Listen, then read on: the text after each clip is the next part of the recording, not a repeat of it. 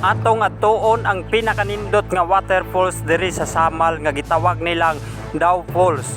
Ug matod pa sa ilang giingon, wala kunoy entrance fee. Muhatag lang daw kuno kag 20 pesos maintenance para ang waterfalls ma-maintain nga limpyo pirmi. Ang maong waterfalls anaa nahimutang sa Barangay Kawag, Auring Village, Peña Plata, Island Garden City of Samal. Ug ang imong bayad nga 20 pesos dili na ka magmahay kay tibuok adlaw nimo mag-enjoy sa sulod dala ang imong mga kauban. Ug naa kay plano nga moadto, ayaw na pagduha-duha aron ikaw makasinati na usab sa limpyo ug bugnaw nga tubig ug pinakanindot nga waterfalls sa Samal nga dili gyud ka magmahay. Ug kinahanglan nga moadto ka, ayaw gyud kalimot pagdala sa tubig mainom, soft drinks, pagkaon ug uban pa. Ug excited na pud kay ko nga makita ang maong waterfalls, maong wala gyud nako dayon gipalabay ang panahon, maong niadto dayon ko.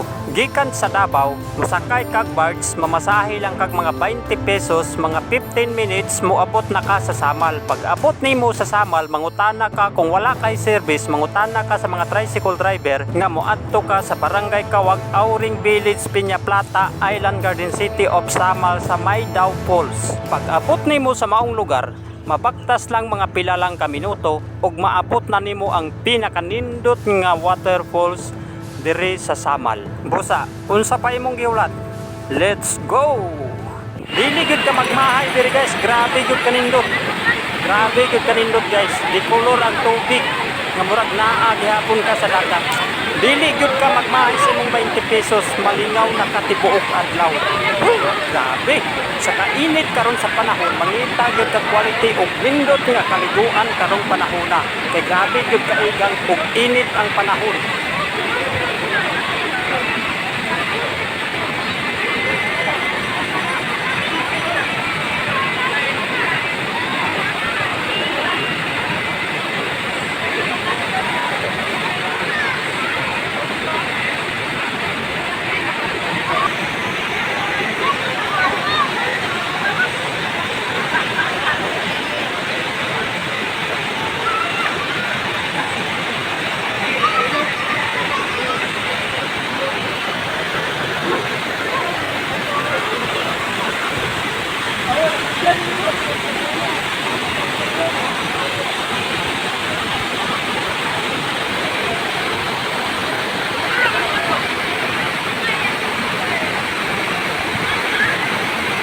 Karon kay nakabalo naman mo kung asa kini nahimutang. Salamat sa inyong pagtan-aw sa akong video ug salamat usab sa akong mga followers ug viewers. Palihog na lang pod kog share sa maong video aron daghan usab ang malingaw ug makaadto sa maong lugar. Ug salamat sa inyong tanan.